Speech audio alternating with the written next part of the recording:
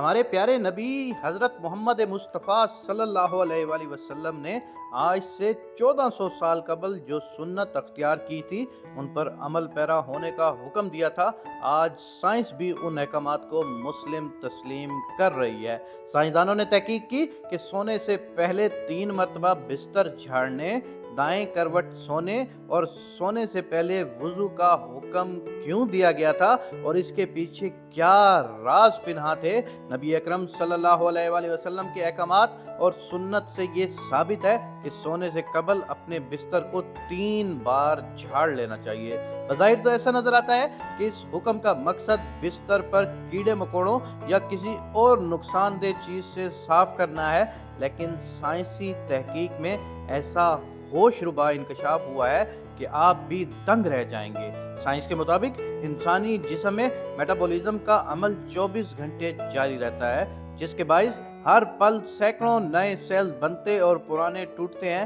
حیران کن بات یہ ہے کہ سونے کے دوران جسم میں ٹوٹنے والے سیل بستر پر ہی گر جاتے ہیں، جو انتہائی چھوٹے ہونے کے سبب نظر تک نہیں آتے۔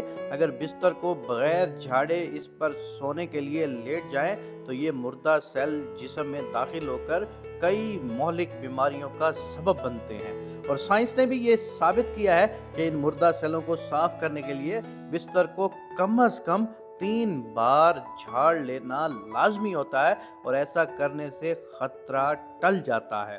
نبی کریم صلی اللہ علیہ وآلہ وسلم نے سوتے ہوئے دائیں کروٹ پر لیٹنے کا حکم بھی دیا ہے، اور اس ضمن میں سائنس کا کہنا ہے کہ ایسا کرنے سے دل پر دباؤ بہت کم ہوتا ہے، جس کے باعث دل صحیح بہتر طریقے سے کام کرتا ہے، اور سونے کے دوران بھی پورے جسم کو خون کی سپلائی بہتر انداز میں ہوتی ہے، جبکہ دل کے دورے کے خطرات بھی کم ہو جاتے ہیں۔ اس کے علاوہ دائیں کروٹ پر سونے سے معدہ بھی اوپر کی جانب ہوتا ہے، اور اسے رات میں کھائی جانے والی غذا کو ہضم کرنے میں آسانی ہوتی ہے۔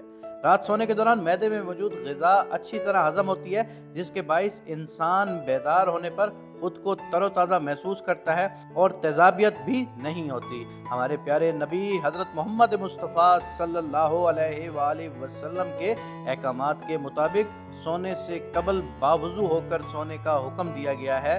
عشاء کی نماز سے قبل دانتوں کو مسواک کرنے یا برش کرنے اور پھر باوضو حالت میں ہی سونے کا حکم موجود ہے۔ اس کی سائنسی توجیہ آج کے سائنسدان یہ پیش کرتے ہیں کہ رات میں دانت صاف کرنے کے سبب انسان دانتوں کی بیماریوں کے ساتھ ساتھ دل کی مہلک بیماریوں سے اور معدے کی بیماریوں سے بھی محفوظ رہتا ہے۔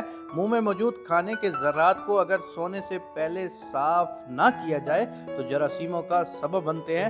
رات میں وضو کے بعد کچھ نہ کھانے پینے کا بھی حکم دیا گیا ہے۔ اس کا مطلب یہ ہے کہ سونے سے قبل جب انسان وضو کرتا ہے تو اپنا مثانہ پیشاب سے خالی کر لیتا ہے، جس کے سبب انسان گردوں کی بھی کئی بیماریوں سے محفوظ رہتا ہے۔ اللہ پاک سنت نبوی کے مطابق ہمیں سونے کی توفیق عطا فرمائے، آمین یا رب العالمین۔